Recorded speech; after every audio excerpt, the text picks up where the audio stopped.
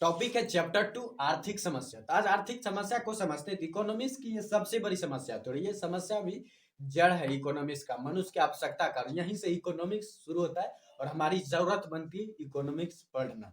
तो इकोनॉमिक्स जो वास्तव में ये चयन की समस्या है, चुनने की। एक किसान है जिसके पास 1 एकड़ भूमि है, तो फसल उपजाने का साधन है जमीन, भूमि जो कि हमारे पास सीमित है। 1 एकड़ हमारे पास है, लेकिन उस पर हम गेहूं उपजाएं या गन्ना, ये हमारी समस्या है। तो हम वही चीज उपजाएंगे जिसमें हमें ज्यादा से ज्यादा लाभ प्राप्त हो, जिसमें ज्यादा से ज्यादा हमें आर्थिक कल्याण मिले, हम उसी को उपजाएंगे। लेकिन हम यदि दोनों को उपजाना चाहते हैं तो आधा आधा एकड़ करेंगे, लेकिन हमें लाभ जो ज्यादा नहीं मिलेगा। तो हो सकता है कि गेहूं का उत्पादन करें तो गन्ना से हमें ज्यादा लाभ प्राप्त हो, या हो सकता है कि गन्ना का उत्पादन करें तो हमें गेहूं से ज्यादा लाभ प्राप्त हो। तो ये जो एक कंडीशन होता है हमारे पास कि हमें चयन की समस्या आ जाती है, हम आखिर किसे चुने, गन्ना को खेती करने को चुने या उसके बदले गेहूं के उत्पादन को खेती करने को चुने। ये जो समस्या है चयन की समस्या, यही है आर्थिक समस्या।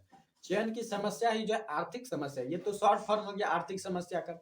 उसके बाद जो इसका कारण क्या है इसको समझ लेते हैं कि साधन हमारे पास सीमित है।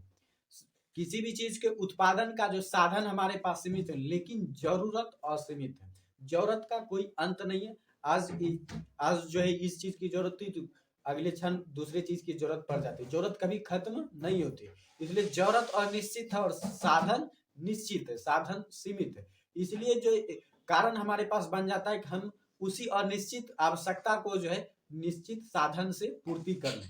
तो उसमें होता क्या, कभी कभी होता है कि हमें जो ज्यादा इंपॉर्टेंट वाली जरूरत को देखना पड़ता है, जो हमें हमारे लिए सबसे ज्यादा जरूरी है जरूरत, हम उसको पूरा कर लेते हैं, और जो थोड़ा मोड़ा बाद में भी हो सकता है उसे हम थोड़े समय के लिए टाल देते हैं। यही जो समस्या हमारे पास बनती है कि सीमित साधन से हम अपनी जरूरतों को कैसे पूरा करें।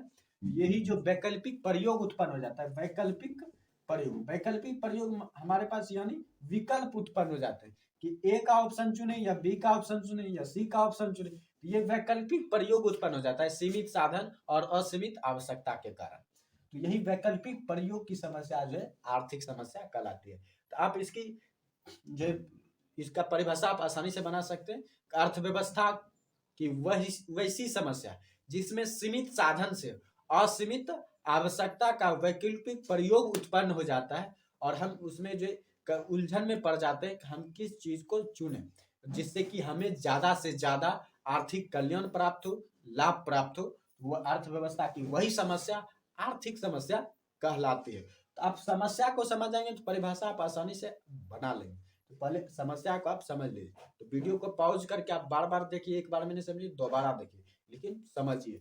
जब तक आप आर्थिक समस्या को नहीं समझेंगे तो आगे का टॉपिक आपको समझ में नहीं आएगा। वीडियो अच्छा लगे तो लाइक कीजिए और इन्फॉर्मेटिव है तो सब्सक्राइब जरूर कीजिए।